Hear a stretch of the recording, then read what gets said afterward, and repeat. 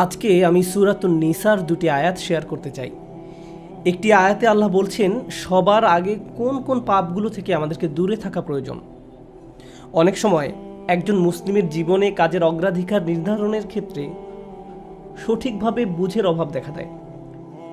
কিছু কিছু কাজ অন্য কাজের চেয়ে বেশি গুরুত্বপূর্ণ, অন্যান্য কাজের চেয়ে আপনার নামাজ বেশি জরুরি।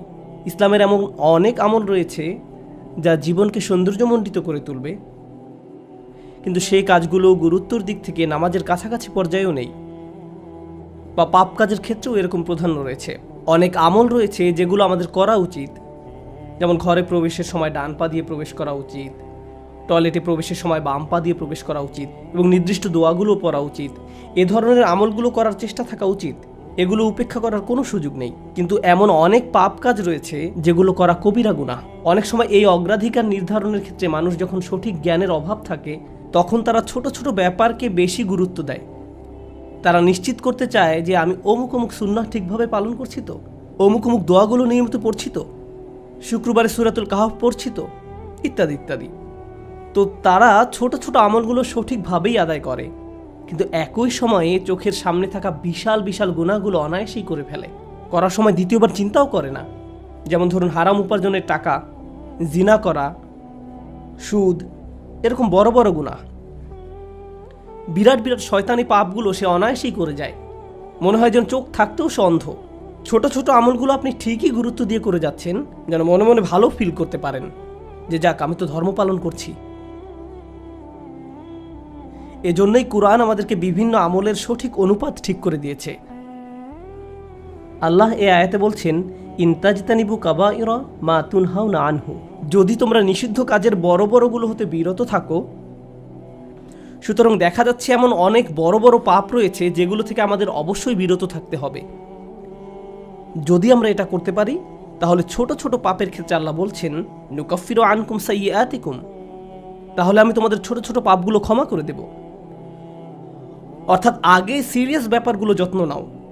কোরআন যেগুলোর উপর গুরুত্ব আরোপ করেছে, যেমন টাকা উপার্জনের বিষয়টা, কিভাবে আমরা টাকা আয় করি এবং কিভাবে তা ব্যয় করি, সে ব্যাপারে আগে যত্নবান হওয়া, এটা খুবই সিরিয়াস একটা ব্যাপার। আমাদের আশেপাশে যারা আছে তাদের অধিকারের ব্যাপারে সাবধান থাকা, যারা এতিম বা অভাবগ্রস্ত তাদের দেখাশোনা করা। সূরা মাউনে আল্লাহ বলছেন ফাযালিকাল্লাযী ইয়াদউল ইয়াতীম, সেই ব্যক্তি যে এতিমকে গলা ধাক্কা দেয়। এগুলো বড় ধরনের পাপ। তারপর যেভাবে আমরা আমাদের ব্যবসা বাণিজ্য চালাই, কেউ যদি আপনার কাছে টাকা পায়, কোনো কন্ট্রাক্ট মানতে যদি ওয়াদাবদ্ধ হন, কোনো সেবা প্রদান করার জন্য যদি আপনাকে বেতন দেওয়া হয়, কাজের ক্ষেত্রে সততা বজায় রাখা। ঠিক একইভাবে কোরআনে বর্ণিত সবচেয়ে ভয়ঙ্কর পাপগুলোর একটি হলো সুদ। একইভাবে আমাদের পবিত্রতা রক্ষা করা, অর্থাৎ জেনা ব্যভিচার থেকে বিরত থাকা, এটা কবিরা গুনাহ। এটা এত বড় গুনাহ যে আল্লাহ বলছেন লা তাকরাবুজ জিনা, ব্যভিচারের কাছেও যেও না। অন্যান্য ছোট ছোট গুনায় তোমরা হয়তো জড়িয়ে পড়বে। হতে পারে তোমার নামাজে যথেষ্ট মনোযোগ ছিল না, অজুটাও হয়তো উত্তম রূপে করা হয়নি। হতে পারে যখন নামাজ পড়ছিলে তখন অন্য কোথাও মন পড়েছিল। হতে পারে হজ বা উমরা করার সময় কিছু কিছু নিয়মকানুন ঠিকমতো পালন করতে পারোনি। কখনো কখনো হয়তো ধৈর্য হারিয়ে ফেলেছিলে। এই ছোট ছোট বিষয়গুলো ক্ষমা করে দেওয়া হবে, কারণ তোমরা বড় বড় পাপ থেকে বিরত ছিলে। ছোট বড় পাপের এমন একটি তারতম্য কোরআনে জোর দিয়ে উপস্থাপন করা হয়েছে। কিন্তু এই আয়াতের যে ব্যাপারটি আমার কাছে বেশ চমৎকার লেগেছে, সেটা শুধু তিনি যে আমাদের পাপগুলো উপেক্ষা করবেন তা নয়, বরং এই পাপগুলোর কথা মনে করে আমরা প্রায় লজ্জিত হয়ে পড়ি।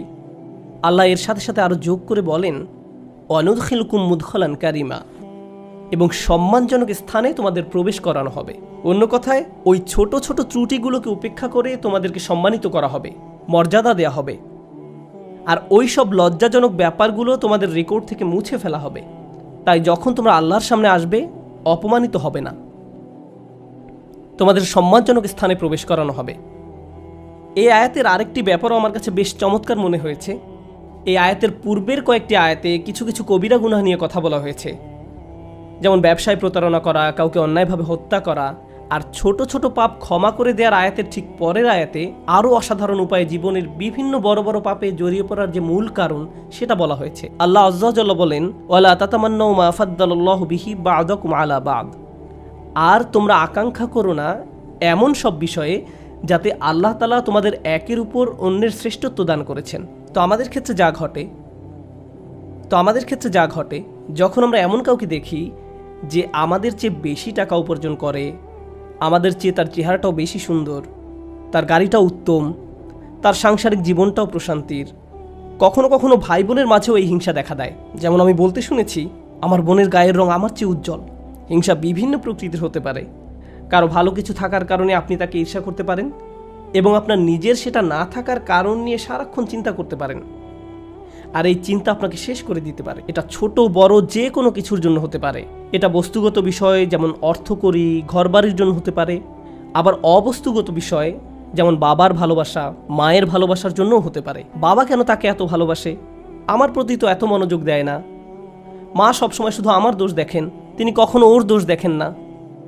মাঝে মাঝে পিতামাতার আচরণ ব্যাপারটাকে আরও জটিল করে তোলে, কারণ তারা বারবার বলতে থাকেন, কেন তুমি তোমার ভাইয়ের মতো হতে পারো না, ও কত লক্ষ্মী। তাদের এমন আচরণ পরিবারের ভিতরে আরও বেশি হিংসা তৈরি করে।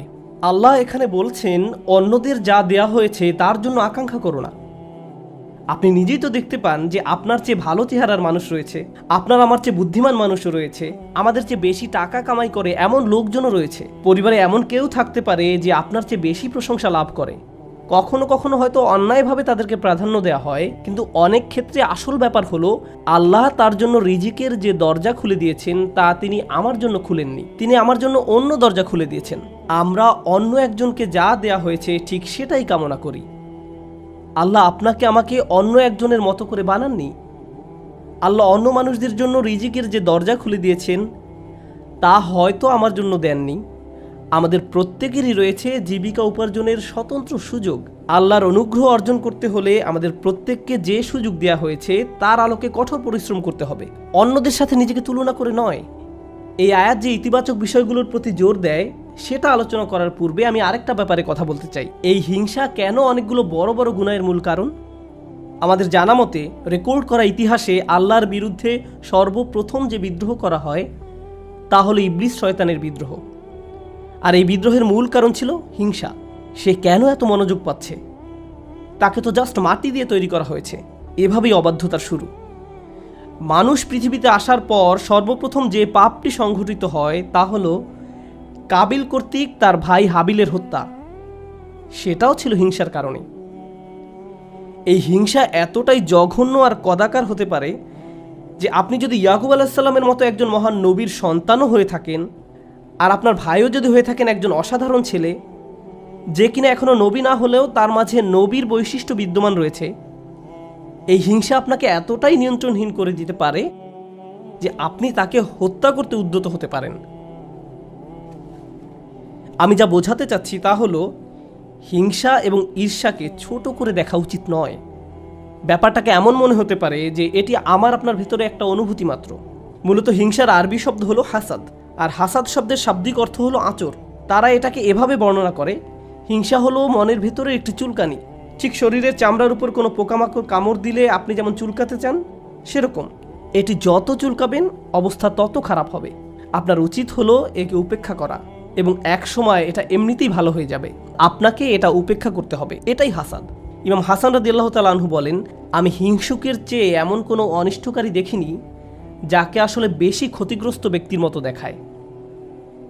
সাধারণত কেউ ক্ষতি করলে অন্য একজন তার এই ক্ষতির কারণে ক্ষতিগ্রস্ত হয়, কিন্তু হিংসার ক্ষেত্রে ক্ষতিকারী নিজেই নিজের ক্ষতি করে। সে হিংসা করছে, কিন্তু এই হিংসার কারণে নিজেই নিজের অনিষ্টের শিকার হচ্ছে। আর এ কারণেই সূরা ফালাকে হিংসুকের হিংসা থেকে আমরা আল্লাহর নিকট আশ্রয় প্রার্থনা করি। ওয়া মিন শাররি হাসিদিন ইযা হাসাদ। হিংসুকের অনিষ্ট থেকে যখন সে হিংসা করে, ঠিক সেই মুহূর্তে যখন সে হিংসা করে, এটা খুবই গুরুত্বপূর্ণ একটা ব্যাপার। এই হিংসার কারণে আপনার আমার জীবনে ভয়ঙ্করতম সমস্যা তৈরি হতে পারে। এখন আমি নিজেকে বিশ্লেষণ করতে চাই। যখন আমি নিজেই অন্যকে হিংসা করতে শুরু করি, তখন কোন কোন ধরনের নেয়ামত থেকে নিজেকে বঞ্চিত করি? যখন আমি নিজেই অন্যের উন্নতি সহ্য করতে পারি না, ব্যাপারটা আর একটু খোলাসা করে বলছি। তামান্নি জাওয়ালিন নি'মা লিদুনিহি।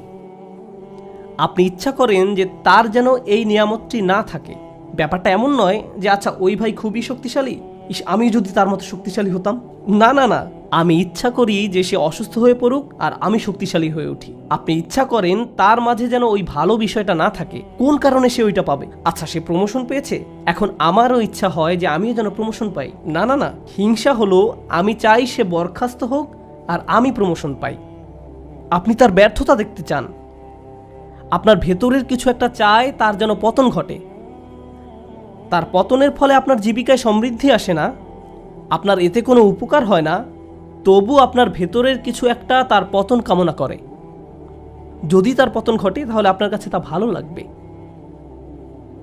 এটাই হলো হাসাদ। কিভাবে এটা একজনের ভালো দিক ধ্বংস করে দেয়? আমরা ইবলিস শয়তান সম্পর্কে জানি। আল্লাহ তাকে ফেরেশতাদের কাতারে রেখেছিলেন, এর চেয়ে উন্নত কোনো মর্যাদা হতে পারে না। কিন্তু হিংসা তাকে এত উচ্চ পর্যায় থেকে একেবারে নিম্নতম পর্যায়ে নামিয়ে দিয়েছে, আল্লাহর নিকট থেকে বহু দূরে সরিয়ে দিয়েছে। চিন্তা করতে পারেন, এত বড় মর্যাদা কেড়ে নেওয়া হলো, এর মূল কারণ ছিল হিংসা। চিন্তা করতে পারেন, মূল কারণ হলো নিজেকে অনেক বড় কিছু মনে করা। হিংসার কারণে হত্যার মতো জঘন্য অপরাধ সংঘটিত হলো। আল্লাহ সূরা আরাফে বর্ণনা করেন, কাআন্নামা কাতালান নাসা জামিআ, সে যেন গোটা মানব জাতিকে হত্যা করলো। হিংসার কারণে হত্যার মতো জঘন্য অপরাধ সংঘটিত হলো, আর এই মহাপাপের মূল কারণও ছিল হিংসা। এই সকল উদাহরণের মূল শিক্ষা হলো আমাদের নিজেদেরকে ভালো করে বিশ্লেষণ করে দেখা উচিত আমরা নিজেরা এই রোগে আক্রান্ত কিনা। ভালো করে খতিয়ে দেখা উচিত আমাদের মাঝে এই ঘৃণ্য ব্যাধিটি আছে কিনা। মানুষ শুধু টাকা পয়সা নিয়ে হিংসা করে না, মানুষ প্রায় সব কিছু নিয়ে হিংসা করে। পরিবারের সবার মনোযোগের কেন্দ্রবিন্দু হওয়া, এটা এমনকি ধর্মীয় পরিমণ্ডলেও ঘটতে পারে। ভাই জানেন, অমুক শায়েখ, তার ভিডিও মানুষ বেশি দেখে। আপনি তার ফলোয়ারদের সাথে নিজের ফলোয়ারদের তুলনা করছেন কেন? মাহফিলে তাকে কেন প্রধান বক্তা করা হলো, তাকে কেন সবচেয়ে ভালো সময় বক্তব্য দিতে দেয়া হলো? এমন ঘটনা মসজিদেও ঘটতে পারে। ভাই দেখেছেন তারা কত টাকা তুলেছে, আমরা এত টাকা তুলতে পারিনি। আর এই মনোভাব প্রতিযোগিতায় সীমাবদ্ধ থাকে না, হিংসায় পরিণত হয়। কেন তারা আমাদের চেয়ে ভালো করছে? এই হিংসা এমনকি ধর্মীয় পরিমণ্ডলেও আঘাত করতে পারে। মদিনায় আসার পর সাহাবীরা ধারণা করেছিলেন মদিনার ইয়াহুদিরা সবার আগে ইসলাম ধর্ম গ্রহণ করবে। এ সম্পর্কে কোরআনে এসেছে, আফাতাতমাউনা আইয়ুমিনু লাকুম, তোমরা কি আশা করো যে তারা তোমাদের কথা ঈমান আনবে? কারণ তারা আহলে কিতাব, তারা ওহী অবতীর্ণ হওয়া সম্পর্কে অবগত ছিল। তারা রাসূল সাল্লাল্লাহু আলাইহি সাল্লামকে সেভাবে চিনত যেভাবে তারা তাদের ছেলে মেয়েদের চিনতে পারত। এর কারণ ছিল আসলে হিংসা। তারা এই ব্যাপারটা মেনে নিতে পারেনি যে নবী প্রেরণের অনুগ্রহটি বনী ইসরায়েলদের কাছ থেকে অন্যদের কাছে চলে যাবে। তারা চাইতো ওহী মুহাম্মদ সাল্লাল্লাহু আলাইহি সাল্লামের কাছে না এসে তাদের কারো কাছে আসুক। জীবনের এমন কোনো দিক নেই যেখানে হিংসার আক্রমণ হওয়ার সম্ভাবনা নেই। এটা আপনার চাকরি জীবনে প্রভাব ফেলতে পারে, ব্যবসায়িক জীবনে প্রভাব ফেলতে পারে, আপনার পারিবারিক জীবন, ব্যক্তিগত জীবন, ধর্মীয় জীবন, সামাজিক জীবন থেকে শুরু করে জীবনের প্রতিটি ক্ষেত্রে এর প্রভাব পড়তে পারে। সম্প্রতি বিশ্বের বিভিন্ন প্রান্তে ভ্রমণ করার অভিজ্ঞতা থেকে আমি এক নতুন ধরনের হিংসা সম্পর্কে অবগত হয়েছি। অনেক বোন এসে আমার কাছে প্রশ্ন করেন, এটা বলার কারণে হয়তো আমি সমস্যায় পড়তে পারি, যাই হোক, কোরআনে কেন পুরুষদের জন্য অমুক অমুক বিধান দেওয়া হয়েছে আর নারীদের জন্য সম্পূর্ণ ভিন্ন বিধান দেওয়া হয়েছে? পুরুষদের কেন বোরকা পরতে হয় না? আমাকে এই প্রশ্ন করা হয়েছিল। ডিভোর্স আইনের ক্ষেত্রে দেখা যায় আইনগুলো কেমন যেন পুরুষের অনুকূলে। মহিলারা জান্নাতে কি পাবে? আমি বলছি না যে এই প্রশ্নগুলোকে উপেক্ষা করতে হবে, কিন্তু এখানে একটা ব্যাপার আমাদের সাবধান থাকতে হবে। আমরা আল্লাহ সুবহানাহু ওয়া তাআলা সম্পর্কে কথা বলছি। তিনি যখন কোনো বিধিবিধান নাজিল করেন, এই বিধানগুলো আমি প্রবর্তন করিনি, আমি শুধু এই বিধানগুলো বোঝার চেষ্টা করেছি এবং শেখানোর চেষ্টা করছি। কিন্তু যিনি এই বিধানগুলো দিয়েছেন তিনি হলেন সবচেয়ে দয়াবান, ভালোবাসাপূর্ণ এবং সবচেয়ে ন্যায় বিচারক। যদি এই বিধান নিয়ে আপনার অন্তরে খুঁতখুঁতে ভাব থাকে এবং মনে মনে ভাবেন যে আমার মনে হচ্ছে এখানে ন্যায্য বিধান দেয়া হয়নি, এটা খুবই মারাত্মক একটি সমস্যা। এমনকি আল্লাহ সম্পর্কে এই মনোভাব যে আমাকে ঠকানো হয়েছে, আমাকে তিনি যা দিয়েছেন সেখানে ঠকিয়েছেন, আমাকে পুরোপুরি বুঝতে হবে কেন তিনি আমাকে এটা করতে বলেছেন। একটা ব্যাপারে বলছি, উদাহরণস্বরূপ কেউ যদি আমাকে জিজ্ঞেস করে কেন আল্লাহ মহিলাদেরকে পর্দা করতে বলেছেন, আমার সৎ জবাব হবে আমি জানি না। আমি নিজে নিজে চিন্তা করে হয়তো এই বিধানের কিছু উপকারী দিক তুলে ধরতে পারবো, কিন্তু এই উপকারী দিকগুলো আল্লাহ অবতীর্ণ করেননি। এই উপকারগুলো আমি চিন্তা করে বুঝতে পারলাম, আর আমার এই সাহস নেই যে আমি বলবো যে অমুক অমুক যুক্তির কারণে হিজাব পড়তে হবে, কারণ এই যুক্তিগুলো আল্লাহ অবতীর্ণ করেননি। অনেক সময় আল্লাহ কোনো বিধান নাজিল করেন কিন্তু তার পেছনের কারণ বর্ণনা করেন না।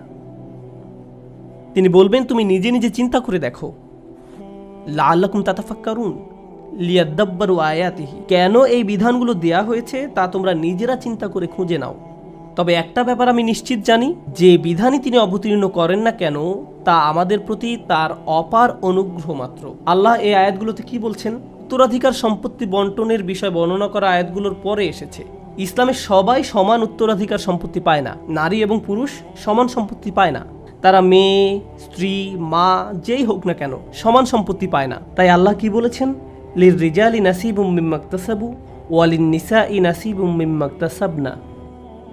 পুরুষদের জন্য রয়েছে অংশ তারা যা উপার্জন করে তা থেকে, এবং নারীদের জন্য রয়েছে অংশ যা তারা উপার্জন করে তা থেকে। এই আয়াতে মিন অর্থাৎ থেকে এই শব্দের ব্যবহারটি লক্ষ্য করার মতো।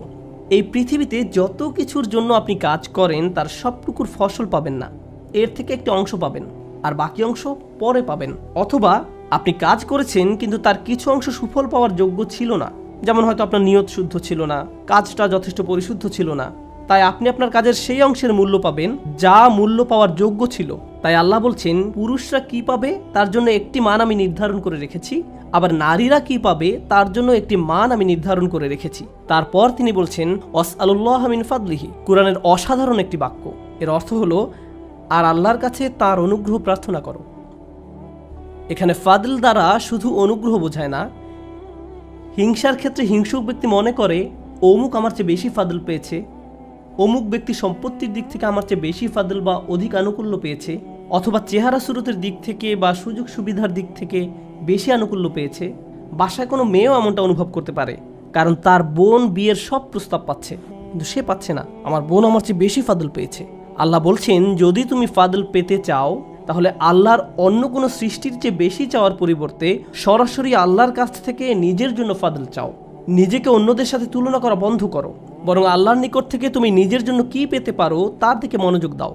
মনে মনে ধরে নাও যে আশেপাশে কারো কোনো অস্তিত্ব নেই, অন্যদের কি আছে সে সম্বন্ধে চিন্তা ভাবনা করা বন্ধ করো। মনের উপর যদি এরূপ নিয়ন্ত্রণ প্রতিষ্ঠা করতে পারেন তাহলে খুবই সুখী জীবনযাপন করতে পারবেন। যদি কখনো এমনটা হয় যে তুমি ক্লাসে বসে আছো, স্যারের বক্তব্য শুনতে পাচ্ছ কিন্তু কিছুই বুঝতে পারছো না, মনে মনে ভাবছো আমি জানি না আমি কোন স্বর্গে বাস করছি, কিন্তু তোমার পাশের ছেলে বা মেয়েটি প্রতিবার হাত তুলে স্যারের প্রত্যেকটা প্রশ্নের জবাব দিচ্ছে আর তোমার মন বিষিয়ে উঠছে। মনে মনে ভাবছো যদি মেয়েটাকে কষে একটা চড় দিতে পারতাম, আমি তাকে সহ্য করতে পারছি না, কারণ সে সব প্রশ্নের উত্তর দিচ্ছে। তোমার সকল মনোযোগের কেন্দ্রবিন্দুতে এমন একজন যে তোমার চেয়ে বেশি বুদ্ধিমান, যে স্যারের প্রিয় ছাত্র, যে সকলের মনোযোগ পাচ্ছে, যার কারণে তোমার নিজেকে খারাপ ছাত্র মনে হয় বা যার কারণে তারা তোমাকে লজ্জা দিচ্ছে। কিন্তু একটা ব্যাপার কি তুমি খেয়াল করেছো? তুমি সেখানে বসে আছো শুধু তুমি এবং শিক্ষক। তুমি এখানে এসেছো শিখতে, অন্যের দোষ না দিয়ে তোমার উচিত নিজেকে দোষ দেয়া। হায় হায় আমি আমার মনোযোগ হারিয়ে ফেলেছি। নিজের কাছে ব্যাখ্যা দাবি করো কেন তুমি মনোযোগ হারালে। প্রশ্ন করতে গিয়ে লজ্জা অনুভব করো না। তুমি এখানে এসেছো নিজের উন্নতি সাধন করতে, অন্যদেরকে নিজের মূল্য বোঝাতে নয়। তুমি এই জন্য শিখতে আসোনি। একই কথা প্রযোজ্য চাকরির জায়গায়, পরিবারের। অন্য কাউকে বেশি দাম দেওয়া হচ্ছে বলে আপনি নিজেকে গুটিয়ে ফেলবেন না। যদি কোনো অন্যায় করা হয় আপনি কথা বলুন, কোনো কিছু যদি বলার থাকে বলুন। যদি কোনো কিছু আপনাকে বিরক্ত করে ভেতরে ভেতরে জ্বলবেন না এবং এটাকে বড় হতে দিবেন না, নিজের ভেতরে ঘৃণা তৈরি হতে দিবেন না। আমরা আল্লাহর নিকট যে দোয়াগুলো করি তার একটি হলো ওয়ালা তাজআল ফি কুলুবিনা গিল্লাল লিল্লাযিনা আমানু। ঈমানদারদের বিরুদ্ধে আমাদের অন্তরে কোনো বিদ্বেষ রেখো না। যখন আমরা কিয়ামতের দিন তার সামনে দণ্ডায়মান হব তখন যেন আমাদের অন্তরে ঈমানদারদের বিরুদ্ধে কোনো গিল বা খারাপ অনুভূতি না থাকে। আমরা দুনিয়াতেও এটা চাই না, আর জান্নাতে আল্লাহ আমাদের থেকে তা দূরে রাখুন। তাই এই ব্যাপারটা পার্থিব জীবনে ঘটতে পারে। এমন হতে পারে যে কারো বিরুদ্ধে আপনার অন্তরে হিংসার মনোভাব তৈরি হচ্ছে, ও সে তো এই পজিশন পাওয়ার যোগ্য নয়, সে তো অমুক কাজ করার যোগ্য নয়। আপনার অন্তরে যদি এমন অনুভূতি তৈরি না হয় তাহলে সেটা খুবই ভালো। কিন্তু অনেক মানুষ আছে যারা এভাবে চিন্তা করে ওই লোক আমার চেয়ে অনেক বেশি বেতন পায়, সে কেন আমার চেয়ে বেশি বেতন পাবে? তারা কত টাকা বেতন পায় বা না পায় তার সাথে আপনার সম্পর্ক কি? আপনি কি করেন? আপনি কি অর্জন করেছেন? আপনার যদি মনে হয় যে আপনার আরও বেশি বেতন পাওয়া উচিত, তাহলে ব্যাপারটা যথাযথ কর্তৃপক্ষকে বলুন। ওয়াসআলুল্লাহ মিন ফাদলিহি, আল্লাহর কাছে তাঁর অনুগ্রহ প্রার্থনা করুন। ইন্নাল্লাহা কানা বিকুল্লি শাইইন আলিমা, নিঃসন্দেহে আল্লাহ তাআলা সর্ববিষয়ে জ্ঞাত। যখন আমরা অন্যের সাথে নিজেকে তুলনা বন্ধ করব, যখন পুরুষ বা নারী হিসাবে কি পেলাম বা কি পেলাম না এসব নিয়ে চিন্তা করা বন্ধ করব, অমুক অমুক ব্যক্তির কারণে আমি পেছনে পড়ে আছি এমন চিন্তা করা বন্ধ করব, আপনার এবং আল্লাহর মাঝে আর কেউ নেই। যদি কোনো বিষয়ে অগ্রগতি অর্জন করতে চান, সরাসরি আল্লাহকে বলুন ওয়াসআলুল্লাহ মিন ফাদলিহি। অন্যথায় সারা জীবন ধরে কেবল অন্যের বিরুদ্ধে অভিযোগই করে যেতে পারবেন। কিভাবে তারা আপনার প্রতি অন্যায় করেছে, কিভাবে তারা আপনাকে সুযোগ থেকে বঞ্চিত করেছে, কিভাবে সবাই পেয়েছে কিন্তু আপনি পাননি। আর এভাবে অভিযোগ করলে আপনার জীবন তো দুর্দশাগ্রস্ত হবেই, আপনার কারণে আপনার আশেপাশের মানুষের জীবনও দুর্বিষহ হয়ে পড়বে। এই আয়াতটি নিয়ে সর্বশেষ যা শেয়ার করতে চাই, বিশেষ করে যখন আমরা তেলাওয়াত করি ওয়া মিন শাররি হাসিদিন ইযা হাসাদ, এখানে ইযা শব্দটির দিকে বিশেষ মনোযোগ দিন। কেউ কেউ বলেন এখানে হাসাদকে বর্ণনা করা হয়েছে একটি গুণ হিসেবে, শুধুমাত্র শব্দগতভাবে ইসমে ফাইল হিসেবে নয়, বরং একজন মানুষের একটি খারাপ গুণ হিসেবে, অর্থাৎ এমন ব্যক্তি যার মাঝে হিংসার প্রবণতা আছে। কিন্তু ইজা শব্দটি একটি বিষয়ের প্রতি বিশেষ ইঙ্গিত করে। আপনার মাঝে যদি এই গুণটি থেকে থাকে, তাহলে কোনো এক সময় কুৎসিত উপায়ে এর প্রকাশ ঘটবে, আজ না হোক কাল। খারাপ কিছু একটা আপনি করে বসবেন, কারণ আপনার মাঝে খারাপ গুণটি আছে। আপনি নিজেও হাসিদ হতে চান না, হিংসুক হতে চান না। আবার যারা হিংসা করে তাদের অনিষ্ট থেকে বাঁচতে চান। আমরা দোয়া করি আল্লাহ যেন আমাদেরকে হিংসুক হওয়া থেকে রক্ষা করেন, এবং যারা আমাদের বিরুদ্ধে হিংসা করে তাদের অনিষ্ট থেকেও যেন রক্ষা করেন। আল্লাহ যেন আমাদের ভালো কাজগুলোকে নষ্ট হওয়া থেকে রক্ষা করেন। আমরা জানি রাসূল সাল্লাল্লাহু আলাইহি সাল্লাম বলেছেন, আগুন যেমন শুকনো কাঠ জ্বালিয়ে ফেলে, তেমনি হিংসাও একজন ব্যক্তির ভালো কাজগুলোকে জ্বালিয়ে দেয়। কেন তিনি এমনটি বলেছেন? কারণ যখন আপনার মাঝে হিংসা দেখা দেয়, তখন আপনার পক্ষে কৃতজ্ঞ হওয়া অসম্ভব। কারণ যখন হিংসা করেন তখন আপনার কি নেই কেবল তা নিয়েই আপনি চিন্তা করেন। আর আল্লাহর সাথে আমাদের সম্পর্ক নির্ভর করে একটি বিষয়ের উপর, তা হলো আমাদের কি কি আছে তা সব সময় স্বীকার করে যাওয়া। এভাবেই আমরা আল্লাহর প্রতি কৃতজ্ঞ হয়ে উঠি। যদি আপনার অন্তরে হিংসার বসবাস থাকে, তাহলে কোনোভাবেই আপনার পক্ষে আবদান শাকুরা অর্থাৎ আল্লাহর কৃতজ্ঞ বান্দা হওয়া সম্ভব নয়। আল্লাহ আযজা ওয়া জাল্লা আমাদের অন্তর থেকে হিংসা দূর করে দিন, আমাদেরকে সত্যিকার অর্থে কৃতজ্ঞ বান্দা বানিয়ে দিন। আল্লাহ সঠিকভাবে তার অনুগ্রহ চাওয়ার মতো তৌফিক দান করুন এবং আমাদের জীবনকে আরও সুন্দর করে দিন। বারাকাল্লাহু লি ওয়া লাকুম ফিল কুরআনিল হাকিম ওয়া নাফা'নি ওয়া ইয়্যাকুম বিল আয়াতি ওয়াজ যিকরিল হাকিম।